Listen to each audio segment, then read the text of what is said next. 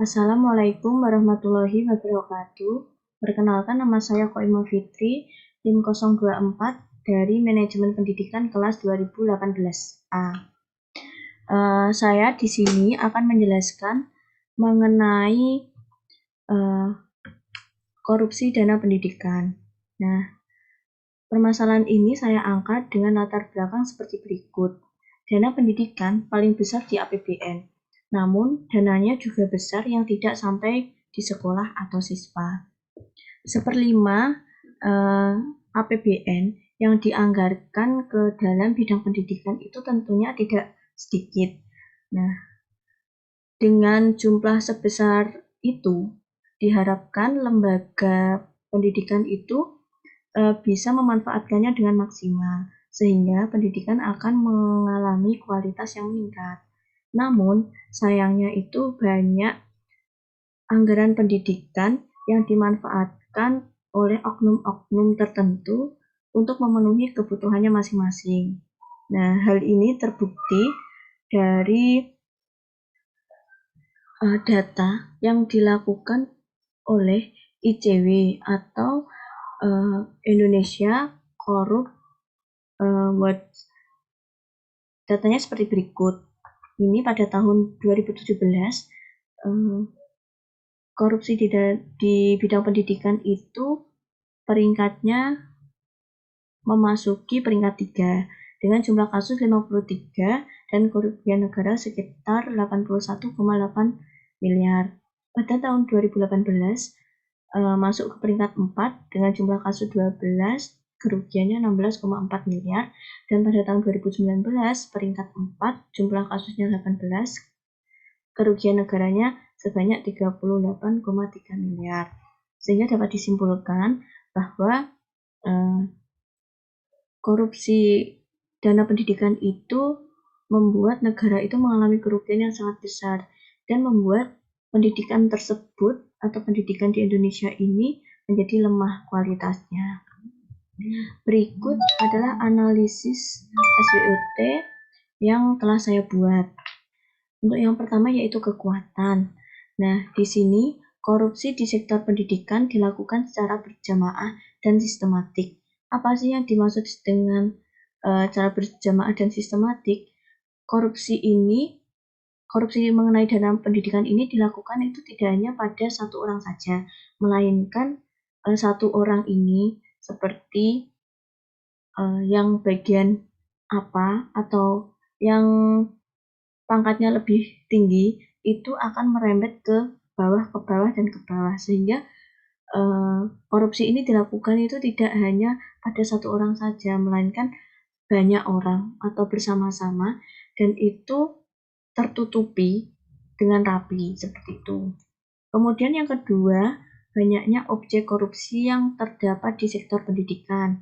Objek korupsi yang dimaksud ini seperti pengadaan sarana prasarana pendidikan, terus perbaikan gedung pendidikan, terus melengkapi fasilitas-fasilitas yang ada di sekolah dan lain sebagainya.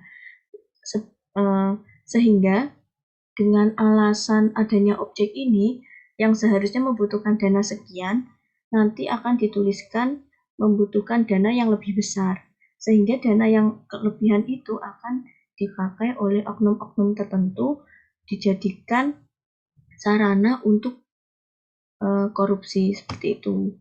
Kemudian untuk kelemahannya yaitu yang pertama, otonomi daerah telah mengalihkan sebagian besar kewenangan pendidikan dari pemerintah pusat ke pemerintah daerah. Nah, korupsi dana pendidikan ini atau oknum-oknum yang melakukan korupsi ini akan mengalami kesulitan karena sekarang itu otonomi daerah telah mengalihkan sebagian besar kewenangan pendidikan dari pemerintah pusat ke pemerintah daerah. Kemudian yang kedua, adanya penyelenggaraan penyelidikan terkait dana pendidikan. Nah, penyelidikan ini bisa dilakukan oleh KPK dan lain sebagainya atau pengawas keuangan yang dimiliki oleh sekolah-sekolah yang memang pengawasnya itu benar-benar jujur seperti itu. Jadi oknum-oknum akan mengalami kesulitan saat melakukan korupsi. Nah, selanjutnya ada peluang. Peluang yang bisa didapat si oknum yang mau korupsi itu untuk melakukan korupsi. Seperti yang pertama, institusi dengan kewenangan yang tinggi dan didukung oleh anggaran yang besar berpeluang paling besar melakukan korupsi. Jadi, anggaran dana pendidikan itu